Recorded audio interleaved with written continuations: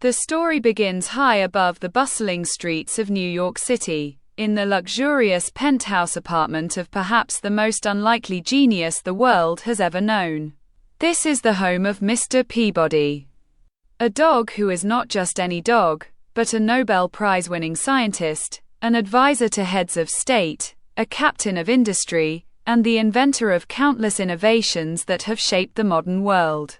He is a dog who has achieved more in his lifetime than most humans could ever dream of, and he has done it all with grace, intelligence, and a dry wit that leaves everyone around him in awe.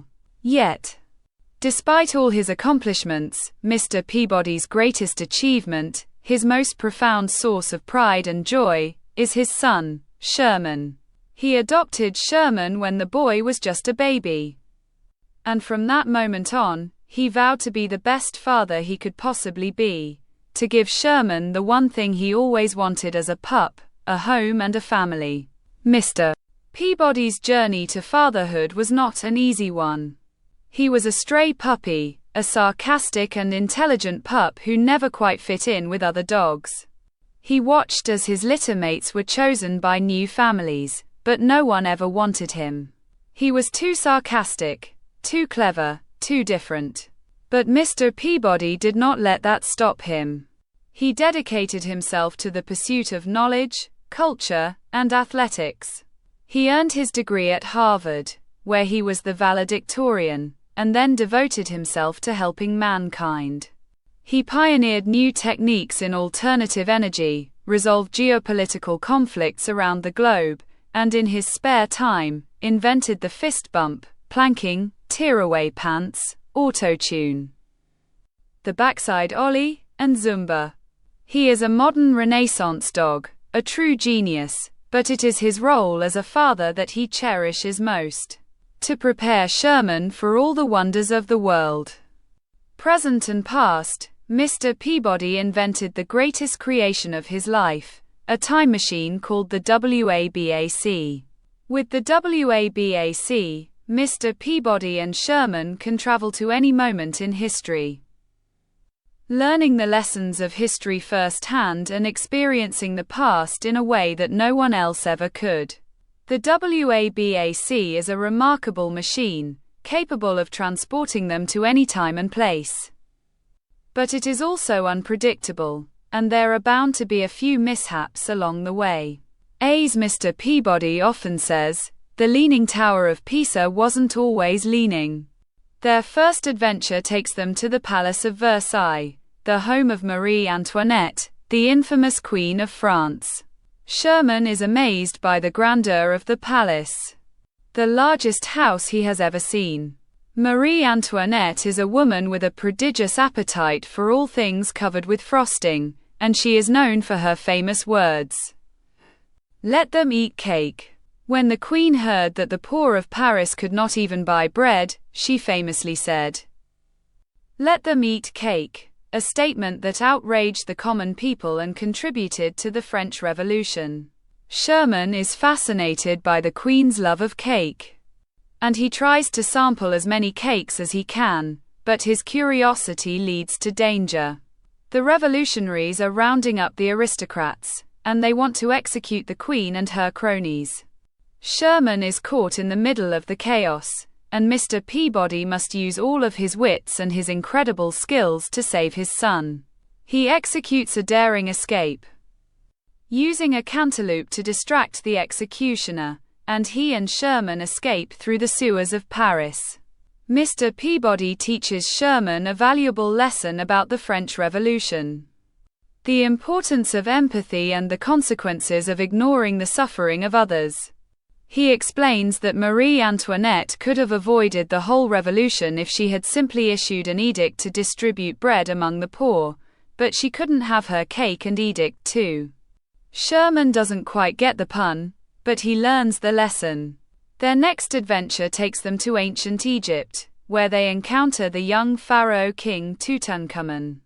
Sherman is excited to explore the pyramids and learn about the ancient civilization, but he also finds himself in a precarious situation when a girl named Penny, from his school, gets engaged to King Tut after being transported to ancient Egypt by Sherman. Mr. Peabody and Sherman must rescue her and escape from the pharaoh's clutches. The WABAC runs out of power, forcing them to make an unscheduled stop in Renaissance Italy, where they meet Leonardo da Vinci and help him solve the mystery of Mona Lisa's smile. Sherman learns the value of hard work and creativity as he helps da Vinci launch his flying machine. Throughout their adventures, Sherman is growing up, and he begins to question his identity. He learns that he is a dog, just like Mr. Peabody, and he struggles to accept this fact. He feels like an outcast, like he doesn't fit in with the other kids, and he lashes out when Penny teases him. He bites Penny, and this leads to a visit from the Bureau of Child Safety and Protection. Ms. Grunion, a stern and uncompromising bureaucrat, informs Mr. Peeb Odie that she will be conducting an investigation into his fitness as a parent. If she determines that Mr. Peabody is an unfit parent, she will remove Sherman from his custody permanently. Mr. Peabody is determined to prove that he is a capable and loving father, and he invites the Petersons, Penny's parents, over for dinner to resolve the situation and demonstrate that Sherman is a well-adjusted and happy child. The dinner party is a disaster from the start. Mr. Peabody tries to impress the Petersons with his culinary skills, his musical talents, and his intellectual prowess. He plays a variety of instruments, performs a chiropractic adjustment on Paul Peterson, and serves an elaborate meal.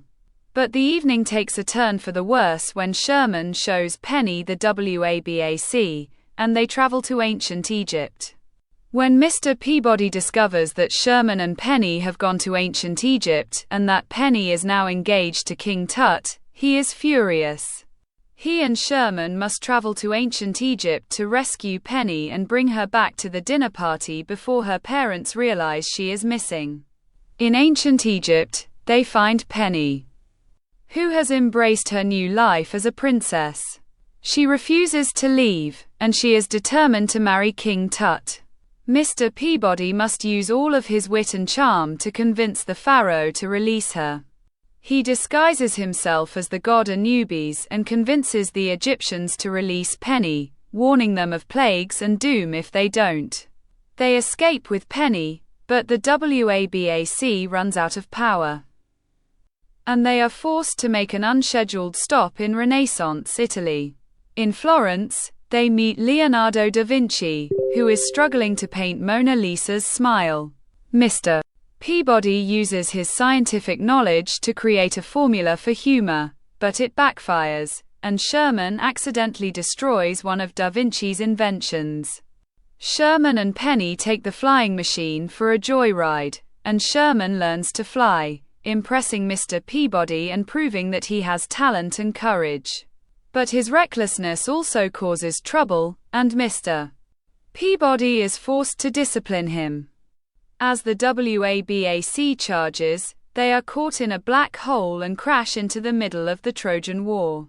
Sherman is mistaken for a Greek hero and joins the army, determined to prove himself to Mr. Peabody.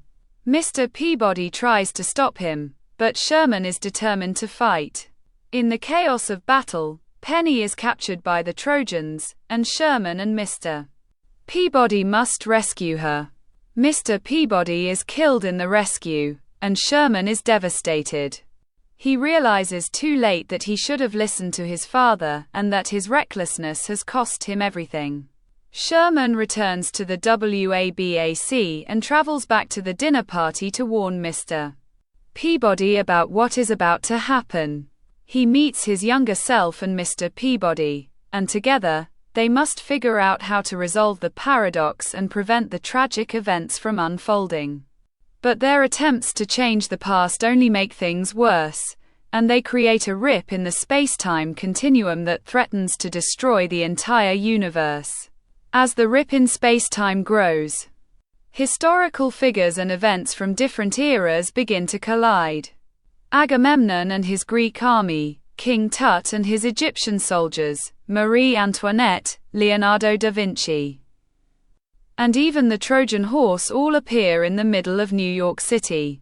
The police arrive and arrest Mr. Peabody for kidnapping and reckless endangerment. Sherman is devastated, and he blames himself for everything that has gone wrong. He realizes that he has made terrible mistakes, but he also understands that Mr. Peabody has always been there for him, no matter what. Sherman finds the courage to stand up for his father, declaring that he is a dog too, and that being a dog means being loyal, loving, and never giving up on the ones you love. His speech inspires others to declare that they are dogs, too, and George Washington arrives to pardon Mr. Peabody. The rip in space-time continues to grow, threatening to destroy everything. Sherman comes up with the solution. They will go to the future, not the past, by traveling forward in time and creating their own gravitational field. They can cancel out the rip and save the universe. Mr. Peabody realizes the brilliance of Sherman's plan and hugs him, proud of the man his son has become. They activate the WABAC and fly into the future, creating a powerful gravitational field that closes the rip in space-time. The day is saved, and everyone returns to their proper places in history. Mr. Peabody and Sherman are finally able to enjoy their dinner party, and Sherman reconciles with Penny. Ms. Grunion is defeated, and Mr. Peabody is finally recognized as a good and loving father. Sherman has learned the importance of family, trust, and the strength of being a dog, and he and Mr. Peabody are closer than ever. The story ends with Sherman leaving for school, confident and happy, and Mr. Peabody watching him go, proud of the son he has raised.